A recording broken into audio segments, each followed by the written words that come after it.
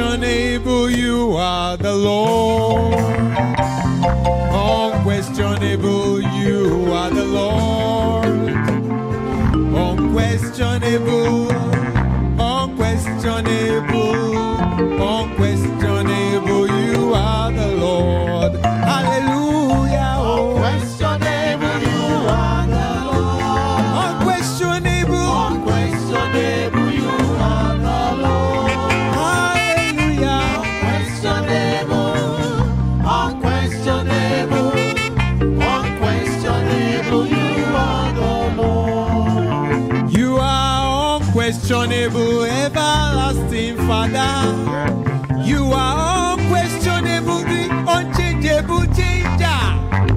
Oh Lord, if we have 1,000 tongues, they are never enough to praise your holy name. Unquestionable, Unquestionable, you are the Lord. you are the Lord. Unquestionable, you are the Lord. Hallelujah. Oh.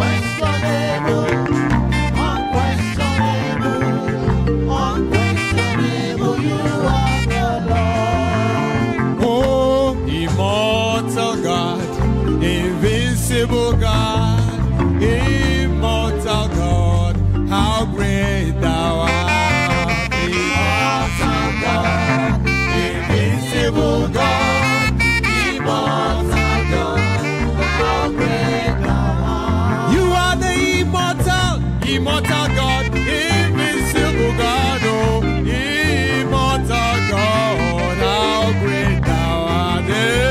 Immortal God, invincible God, immortal God, how great thou art. Títí láíláí lọ́pẹ́ mi lọ́dọ̀ rẹ o. Títí láíláí lọ́pẹ́ mi lọ́dọ̀ rẹ. Títí láíláí lọ́pẹ́ mi lọ́dọ̀ rẹ bàbá. Lọ́pẹ́ mi lọ́dọ̀ rẹ ọmọ. Lọ́pẹ́ mi lọ́dọ̀ rẹ mi mímọ́. Lọ́pẹ́ mi lọ́dọ̀ rẹ alágbára gíga. Títí láéláé lọ́pẹ́ mi lọ́dọ̀ rẹ. A lè wí lè ṣe. Láéláé lọ́pẹ́ mi lọ́dọ̀ rẹ. Ọ̀rọ̀ ọmọ níṣẹ́ fàyà títí ọmọ rẹ̀ lọ́fi o. Lọ́pẹ́ mi lọ́dọ̀ rẹ. Lọ́pẹ́ mi lọ́dọ̀ rẹ. Lọ́pẹ́ mi lọ́dọ̀ rẹ. Lọ́pẹ́ mi lọ́dọ̀ rẹ.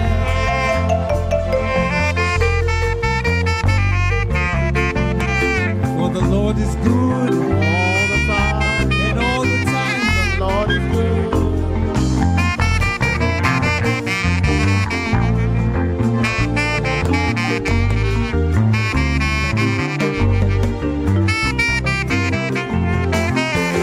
Òní títí ayérayé níjó mi níwájú rẹ bàbá o. Títí ayérayé lọ́yàyà mi níwájú rẹ ọmọ. Títí láéláéláé lọ́pẹ́ mi lọ́dọ̀ rẹ bàbá. Níjó mi lọ́dọ̀ rẹ ọmọ. Lọ́pẹ́ mi lọ́dọ̀ rẹ mi mímọ́ lọ́pẹ́ mi lọ́dọ̀ rẹ. Ayérayé ò ṣe. Títí láéláé lọ́pẹ́ mi lọ́dọ̀ rẹ. Alágbára gíga. Títí láéláé Gíga gíga làbọ́jọ́, gíga gíga làbókè. Títí láéláé lọ́pẹ́ mi lọ́dọ̀ rẹ. Lọ́pẹ́ mi lọ́dọ̀ rẹ.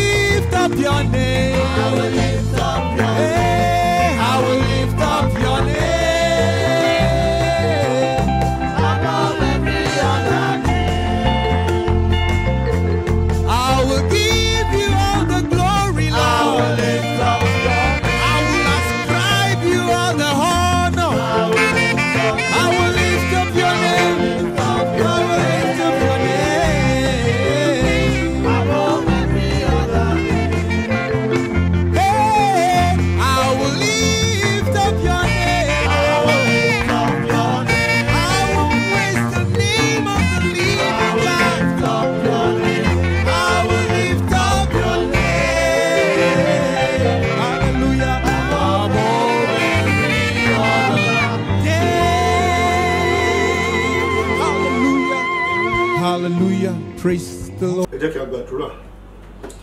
Bàbá àti Ọlọ́run wa, a dúpẹ́ fún ìpàdé ọjọ́ tòní ti ọjọ́ ìgbàgbọ́.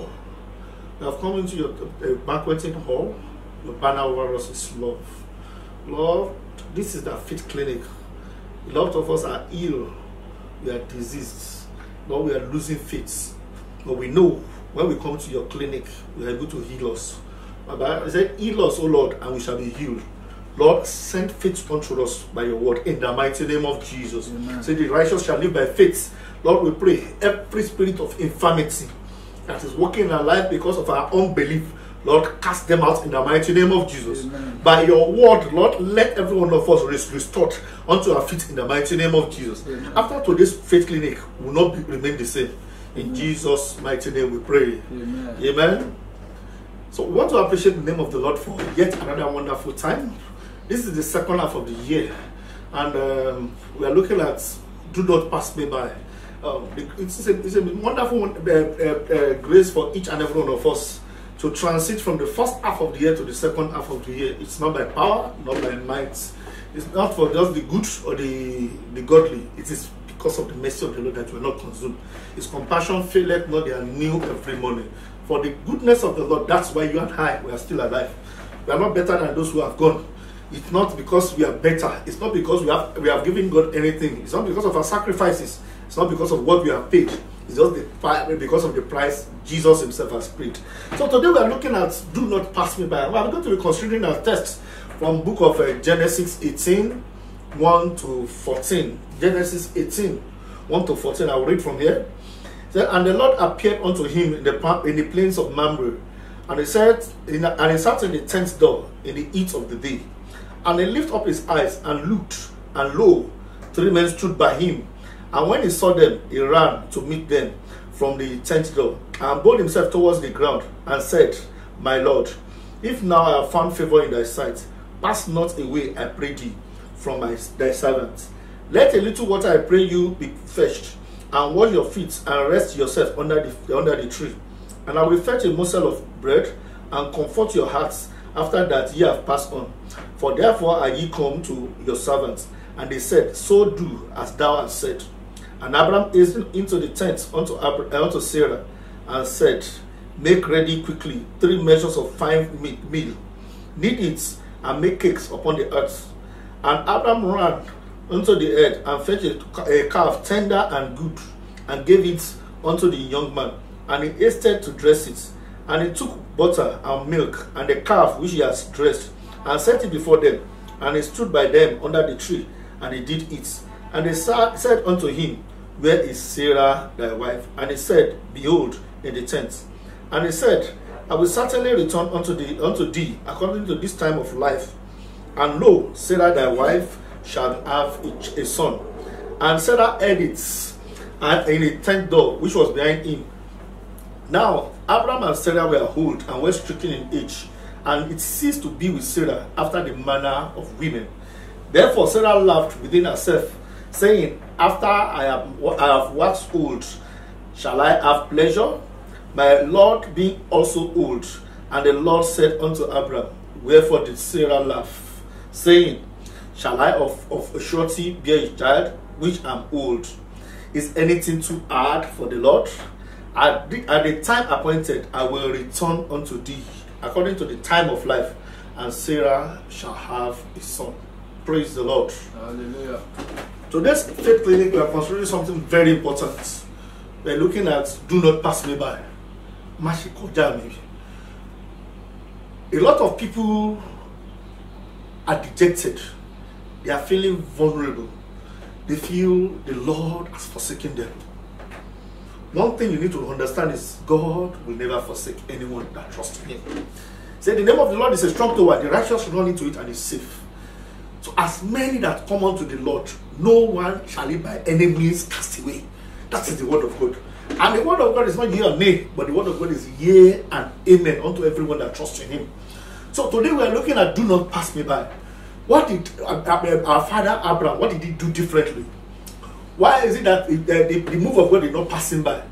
Why is it that he was able to recognize God even in a seemingly desperate situation? Why is it that at that point in time, when it was as if all hope was lost, something was done? Don't forget, Abraham is the father of faith, and this was his 99th year. Yes, he has gone through a lot.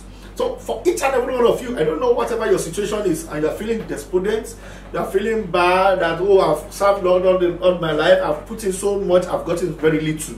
Oh, I've invested so much, nothing has happened. I've had a lot of promises from the Lord, none of them are fulfilled. Oh, I've gone to this place, I've gone to that place, I've given a lot of offerings, I've given a lot of sacrificial offerings, nothing has happened. I want you to be of good cheer. God is telling you that it's not going to pass you by.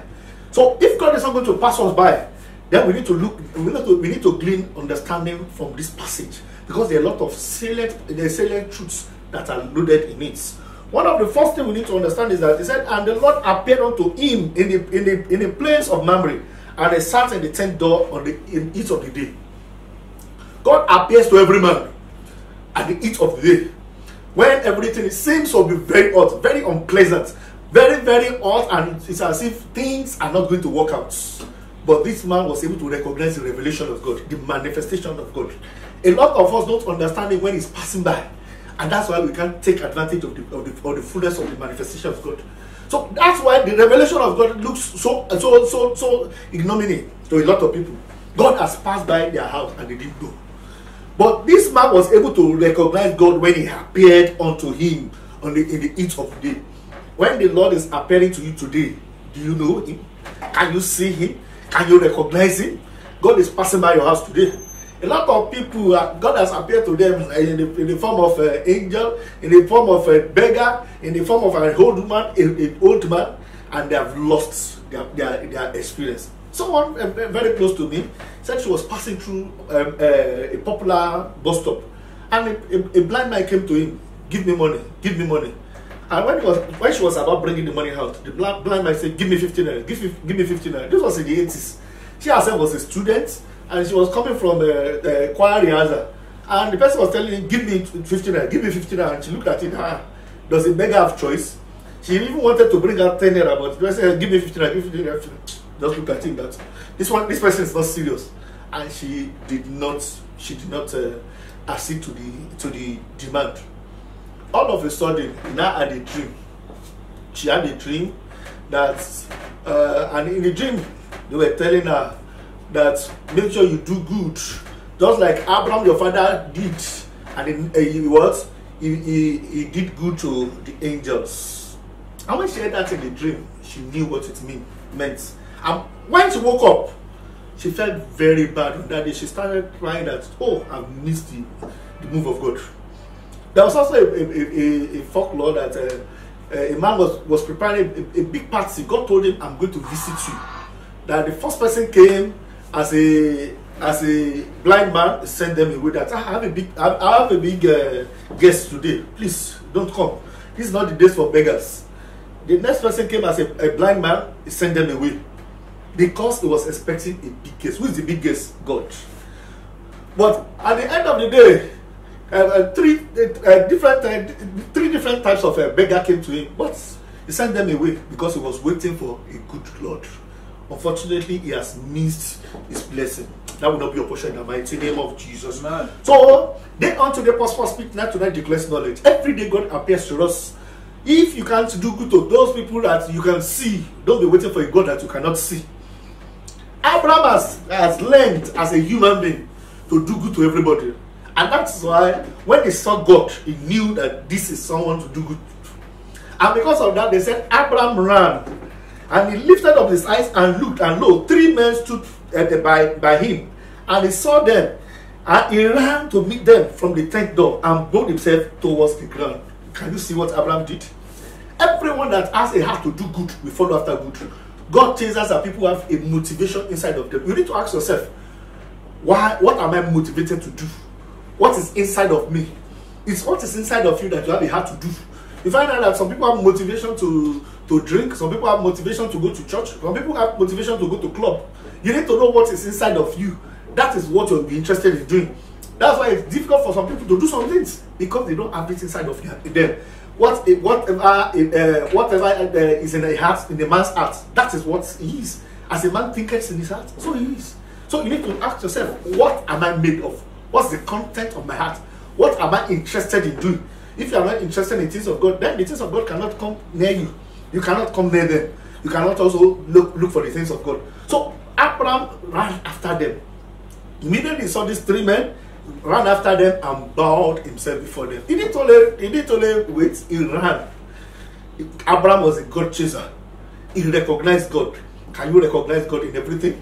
The word of God has, he said, in the beginning, God.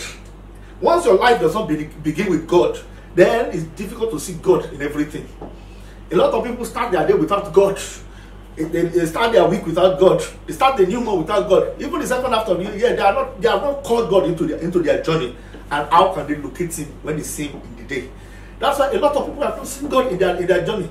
A lot of people keep seeing devil, and everything they talk about is demon. They keep casting out demon. They keep casting out devils or whatever. What you need to see is God. The moment you can't see God, then you keep seeing devil. He said, I've said before you, life and death. Choose life. If you have choose life, you choose the things of God. You see God around you. It's what you want. In life, there's what we call selective abstraction. In life, you see what you want to see. If all of us are in a field now, if you ask 7 people on that same field to describe what they saw, they would see different things. Everybody sees based on their perception, based on their idiosyncrasies, their stereotypes. That means we see what we are made up of. Some people are more interested in aesthetics. Some people are more interested in building. They are more interested in arts. Some people are interested in nature. Those are the things they will see. And if you ask someone to describe the place, oh, the place had a lot of flowers, it had a lot of plants, oh, there were hills, there were this. Some other person will not describe that. If 3 people describe this place, you'll find out that it may look like different places, but they are still talking about the same place. But they are talking about how they are wired. How are you wired? Are you wired for God? Are you wired to locate the things of God? Are you wired to see the things of God? If you are not wired to see the things of God, you just find out that at every point in time, you'll be seeing other things. That's why a lot of people, they get to any new place, they are praying, they are doing deliverance. Every demon, leave every this. If God be for us, who can be against us? Say the angel of the Lord, they are around those who trust Him, and they will be their guide. A lot of people, they can't see the host of heaven. When Gehazi, when he saw the host of the Amalekites, and he came to his master, Elisha said, God, open his eyes. He was able to see the Amalekites, he was not able to see the host of heaven, but Elisha was seeing something different. What seest thou? You need to ask yourself, what seest thou? What do you see? A lot of people keep seeing devil, they keep seeing demons, they keep seeing other things. That's why they can't see God. Because God was not in the beginning of their life. They are not God chasers. That's why they can't see any other thing apart from God. To see God, you must have a heart for God. You must be a God chaser. So Abraham was able to see God. He recognized that this is something good and I have to follow it because this is the thing of God. If the things of God are there, I'm interested in it. So he immediately ran after them. What did he do? This man also, they said he bowed unto them. That is also very significant. When he got there, he bowed. A lot of people, they make themselves Lord and Masters. When they see men of God, they want to trample on them. When they see people that are of value, they want to trample on them because they feel they have this superiority mentality. And a lot of them, they find themselves in fix because they cannot get the good they need. That's why a lot of people, someone wrote a story on WhatsApp that a man went to look for a job. Was actually a contractor, so he went to the owner of the company told him to go to go and drop the proposal at the contract sites. And when he got to this contract site, he just saw a lady seated somewhere. Because the lady is very humble, she sits with the 4 men and the other carpenters and other artisans. He was seated with them. I mean, she was seated with them, and this man came in.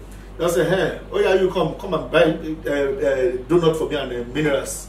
And the lady obliged. The obliged him, collected the money, went to buy the donut and minerals. And when she came back, dutifully, she gave it to him. And this man was enjoying his meal when he called again, that I didn't see the woman who said I should submit the proposal to now. He now said, why would she be there? Then the man called the woman. He said, are you not there? He said, I'm here. He said, okay, give him my number, let him call me. And the man seated with his donut or whatever, called the woman, and eventually found out that this person was this same person he disdained and sent on herald was the person who was going to submit the proposal to. And he felt, oh, I'm undone. But the woman wanted to show him that yes, we are from a superior nature. Now collected the proposal and said, don't worry, you have gotten the job. Give him an assurance that you have gotten the job. When he got the job, it felt very terrible. His pride, his arrogance was going to cost him everything that he has labored for. So a lot of us, because we don't know the time of our visitation, we also bring in pride. Pride goes before a fall. Humility is the way for everyone. So you find out that a lot of people have missed the time of visitation because of pride. They will not bow down. Even if they said the 24 elders, they bow down and they place their costly crown before the elder. So we need to understand that we are subservient to God. We are subservient to the things of God. We are not going to go as Lord and Masters. Let's take the place of servants. Let's serve. For everyone that wants to lead, begin to serve. For everyone that wants to be a leader, begin to serve. Don't stand in the place of masters. When we are many masters, we are going to work, we are going to offend in hall. If you are many masters, you're going to offend in hall. So for each and every one of us, we need to understand that, yes, we need to bow before the elders. Who are the elders? Everyone that God has put in position. Everyone that has the authority over you. Everyone that God has an unction that God has sent to you. A lot of men of God, some people that would have been blessed, they've received curses from where they should have been blessed. Imagine what happened to between Anna and Eli. Eli was so humble, so submissive. At the end of the day, even when Eli missed the mark, she didn't react. She just said, oh, your servant is not a drunkard, and I'm just pouring out my heart desire to God. But that same man was the man that God used to seal up her prayer. And he said, it shall be to you. This time next year, you come back with your child. And so it was it. Look at the widow of Phoenicia. The woman came to Jesus, and Jesus told her that the children's bread, we can't give it to slaves. And the woman said, she humbly said that even slaves, they eat out of the crumb that fall from the table of their master. And on that note, Jesus said, this is great faith. Why did not say this is great humility? He said, this is great faith. Humility is about faith. Faith is about humility. So a lot of us say we have faith and we are puffed up. Faith does not puff up. Faith teaches us to humble ourselves. Abraham is the father of faith. And what did he do? He bowed before the elders and said to them, my Lord, if you have found favor in your sight, pass not away, I pray thee, from their servants. May God not pass away from you in the mighty name of Jesus. Amen. May your manifestation not pass away from you in the mighty name of Jesus. Amen. He had to beg them. You know the unfortunate thing? This was the day of manifestation. This was the day of glory. And yet, they didn't come to Abraham. They stayed on their own lane. Abraham had to leave his comfort zone to go and meet them. A lot of people want things to drop on their lap. A lot of people are looking for miracles and they want it to drop in front of them. Listen and listen good. It won't happen that way. The only way the father of faith got his own was to go out of his comfort zone. He went out of his convenient lane and went after the elders. He ran after them. And by the time he went there, he said, pass me not by. A lot of good has passed you by because you are not going to go out of your convenient lane or your comfort zone. If they don't greet me, I won't greet them. If they don't call me, I won't call them. A lot of people that the Holy Spirit will tell you, call this person, and you just tell yourself that if they don't come after all, I will say, so this year, they have not called me, I won't call them. Maybe at that point in time, they are supposed to be of help to you, and you have missed your visitation. A lot of people that has even told you to call, maybe you are supposed to be a source of help to them at that point in time. A lady once told me that a guy once told me that she was just a casual friend to someone in class. He was in one of the universities. He said on the day he wanted to commit suicide, that he wanted to commit suicide. That at that point when he wanted to commit suicide, the lady just called. Said they only see in class. They are not sending. They are not even best of friends. They only say hi. He said he didn't even know how the lady got his number. And the lady called at that point. He said, I just want to check on you that I didn't see you in class today. Oh, nothing. And the guy said that thing ministered 1,000 times to him than whatever any pastor would have told him. He said because he was at the point of committing suicide, that he now thought of it that as useless as I think that I am, someone is still taking out of me. Someone felt my absence. Someone knew that I wasn't around. That means I'm a person of worth. And because of that singular act, decided not to commit suicide. I don't know who God has told you to put it on your heart to call. You say, well, I don't want to call them. And because of that, you have missed the visitation of God. So, what are we saying? He went to them, said, pass me not by. Do not pass me by if I have found favor in your sight. So, the fact that you have found favor does not mean that the favor will drop on your lap. You have to do something. Every faith that has no work is dead. A lot of people want faith to bring everything, to open doors, to do everything for them. But the word of God has it that faith without work is dead. So your faith is as well dead if you are not going to add work to it. So what is the work that Abraham added this time? The work of faith. He ran to the angels. Not only ran to the angels, he bowed to the angels. He didn't only bow to the angels, he made a passionate plea that if I have found favor in your sight, you should come to my house. Let me feed you. Is it not even astounding? And Abraham was begging to spend his money on people. He was begging to spend his wealth, his resources on people. These people have no value to him from the context of man. There's a lot of time we say, oh, what value is this person to me? Why would I spend my resources on them? Why should I do that for them? But Abraham recognized the move of God in this. In your day of visitation, may you recognize the move of God in the mighty name of Jesus. Amen. So he said, let a little water I pray you fetch and wash your feet and rest yourself under the tree. Can you see?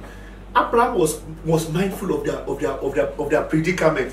Was going to wash their feet. He wants them to rest under the tree. He wants them to be comfortable. Abraham himself was not comfortable because he has been working with God for close to 24 years. And God has not done what he destined him that he will do. This is a man that God told when he was going out that I will give you a child. And for 24 years, God has not acceded to him. This man qualifies to tell God, you are a liar. If you were in Abraham's position, what will you say? After 24 years, I will heal you. I will heal you. I will heal you. That's what you have been hearing for 24 years. And nothing has happened. What will you say? You tell God, I beg, stop talking to me. You are a liar. Let all men be liars. God remain true. But Abraham knew of a certainty that God is a God of truth and is a God of justice. And because even at that, despite his predicament, after 24 years, he was still running after God. Abraham was 99 years at this point in time. His wife was already past menopause.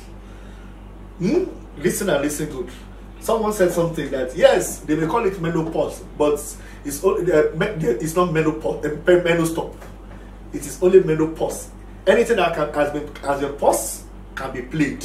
And today, everyone that has entered menopause on any situation, maybe even in your marital life, and they said it is not possible again because you are 50, you are 60 something. We have seen people who are 60 something who eventually got married. We have seen people that have passed the age of getting a job and they still got job. Sometimes they even gave them even contract appointment.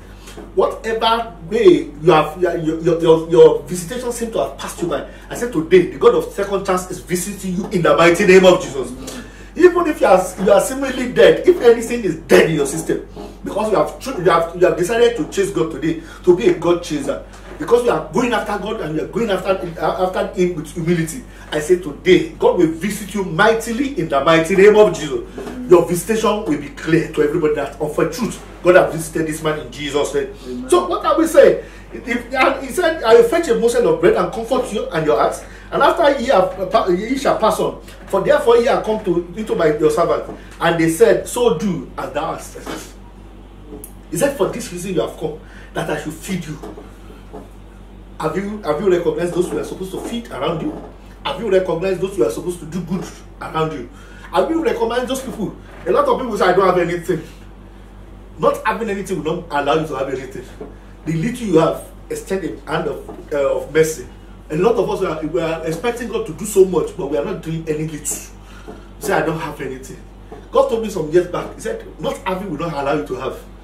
You must have an abundance mentality. What do I call it? Abundance mentality. Because your God is the owner of the heavens and the earth. Don't tell yourself, I don't have everything. Because of that, you are not going to do anything to others. Make sure you are able to extend hands of mercy, hands of favor, hands of blessing unto others.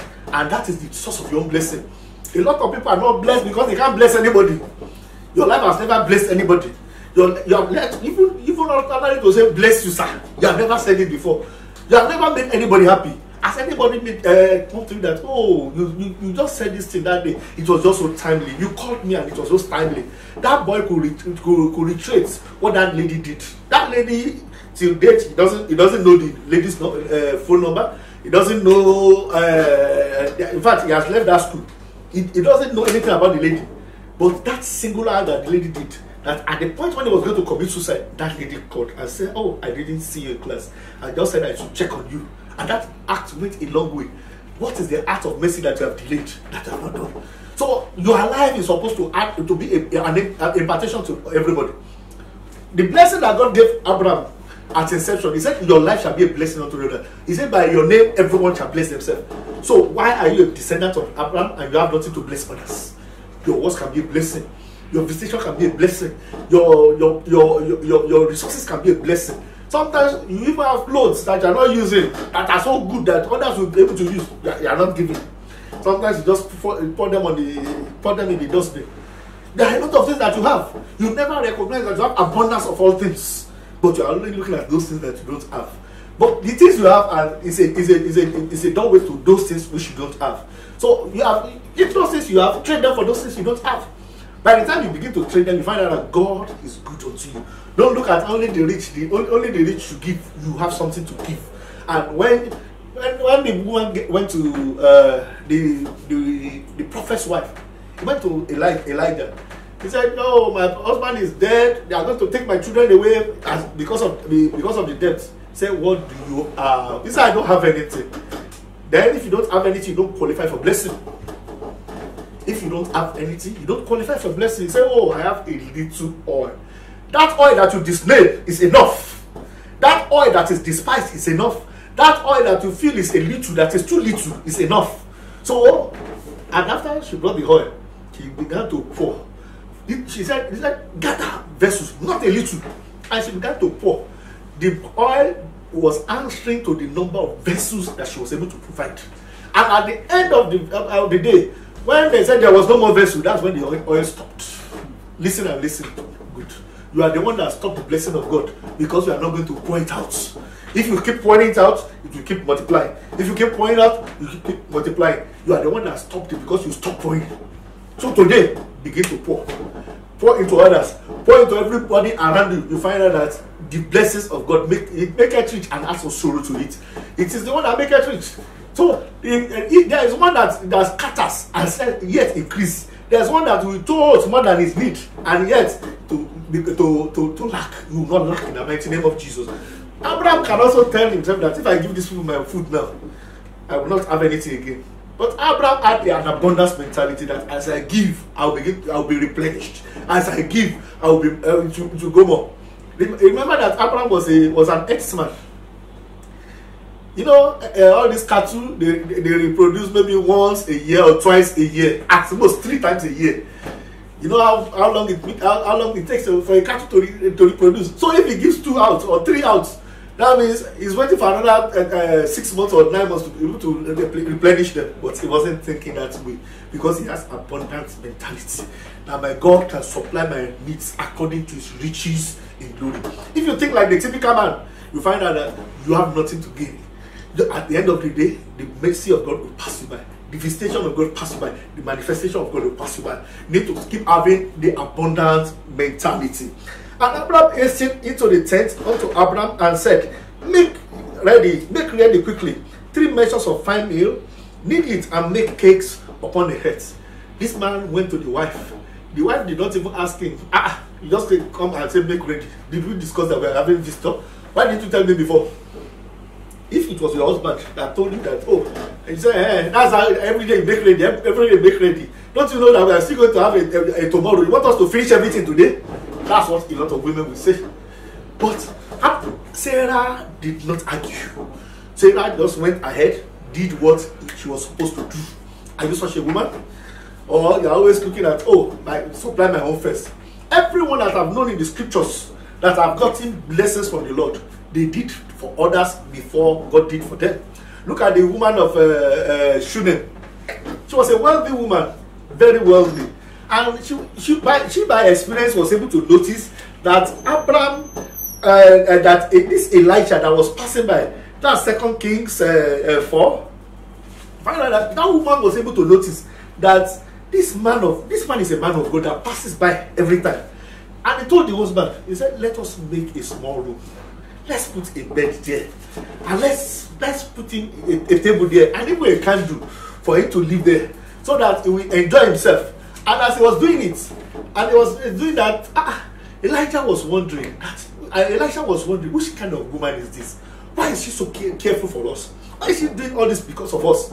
And Elisha, he asked, what do you want? He said, I don't want anything. I live amongst my people. I don't want anything. There's a woman that does not want anything, but yet she doesn't have anything. She has money, but she doesn't have a child. A lot of people who don't have children, they will carry it on their head that I don't have a child. In fact, the first day you see them, that will be a first prayer point. Abraham did not tell the angels that I don't have a child. Sarah did not tell them that I don't have a child. Because if they were kind around their problem, they would have missed the visitation of God. A lot of people are so overwhelmed by their problem that they can't see any other thing. In fact, they can't see the good in others. Look at Joseph. Joseph was in prison. Yet he was able to understand that some people around here have problems. Because he forgot his own problem. The moment you keep carrying your own problem, you can't see other people's problem. Joseph saw other people's problem because he kept his own problem. The woman of Shunem too saw Elisha, that Elisha had a lot of ministration and he needed help. And because of that, they prepared the room. And when they prepared the room, Elisha said, what do you want? He said, don't worry, I don't need anything. Just be fine. I'm also fine. And it was Gehazi that told him that she doesn't have a child and the husband is old.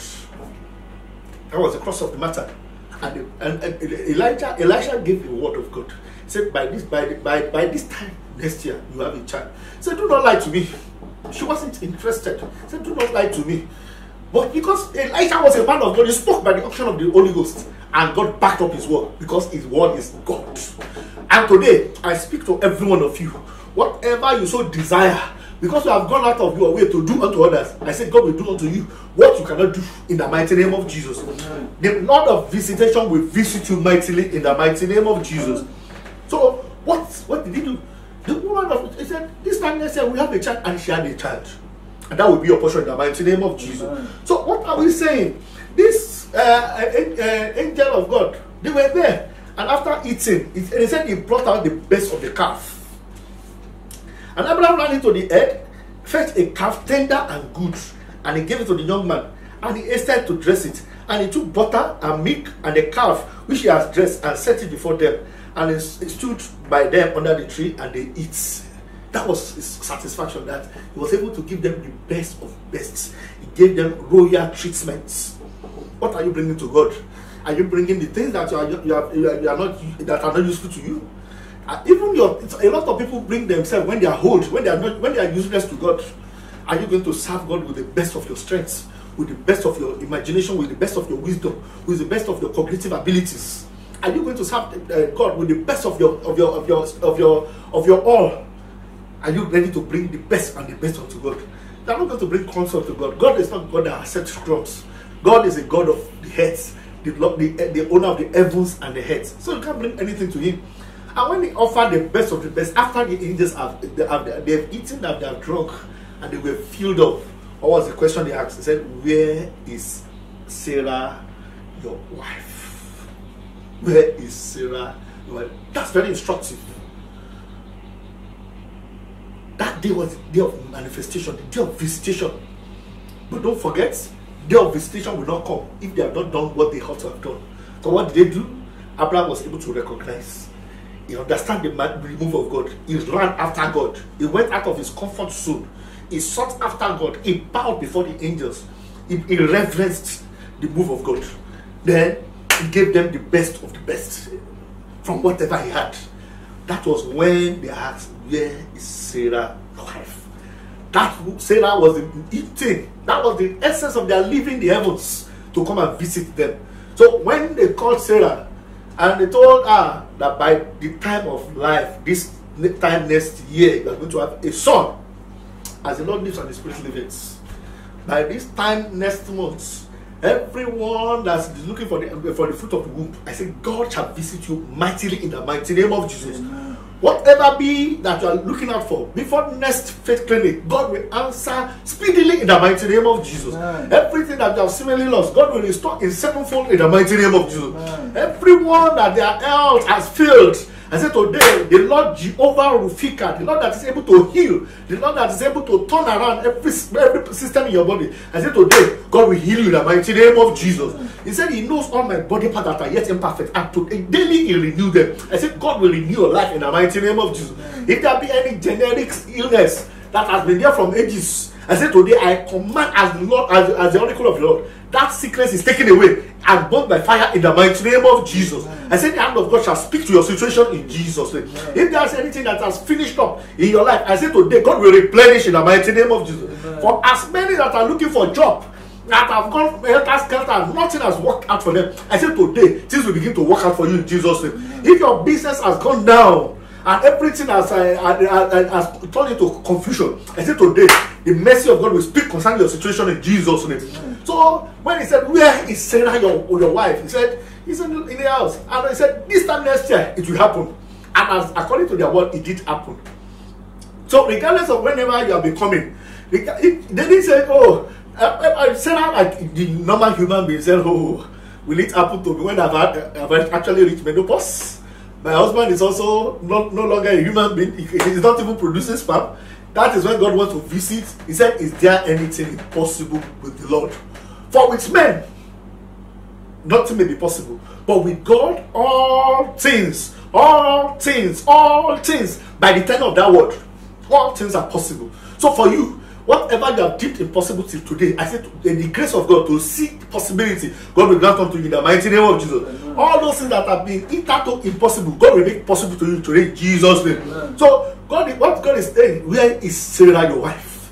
So, where is that situation that is troubling you? Where is that situation that seems that the visitation of God, that's made the nonsense of the visitation of God? On several occasions, you have been counting years, that 24 years we have been on this journey. And even before I left my father's house, 75 years, I've been there for many years, married, there was no child. Now the Lord even told me, go out, I will give you a child. For 24 years, He has not given me. Whatever the number of years you have counted, they have said, by this time, the time of life, next year you shall have it. I said, by this time next month, as the Lord lives and the Spirit lives, you shall have testimonies in Jesus' name. Amen. God will not pass you by. Amen. So, but for God not to pass you by, don't forget, you are going to chase after Him. You are going to leave your comfort zone. You are going to follow after Him. You are going to serve first. Don't wait to be served. Don't wait for the thing to fall on your lap. He said, faith has a work. There's a work of faith. You need to do the work of faith, just like Abraham. What did Abraham do? Abraham went after the angels. He didn't only go after the angels, he served them. He gave them the best. That's the work of faith. You too need to do the work of faith. The grace to do the work of faith, God will release unto you in the mighty name of Jesus.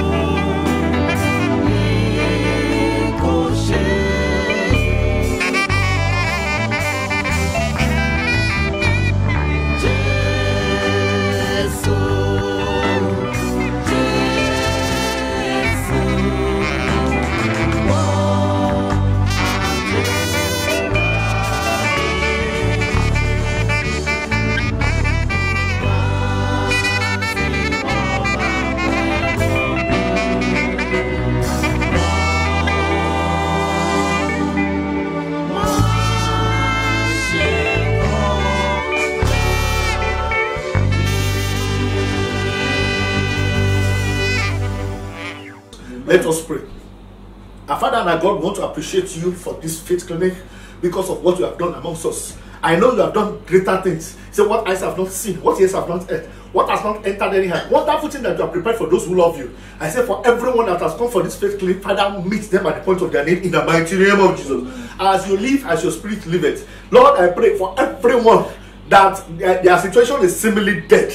I said today, the power of life shall enter into them in Jesus' name. I said the power of him that quickened Jesus from the dead. If the power of him that raised Jesus from the dead be in us, he said he shall raise our mortal body back to life. I said everyone that is similarly dead, every dead body receive the life of Christ in Jesus' name.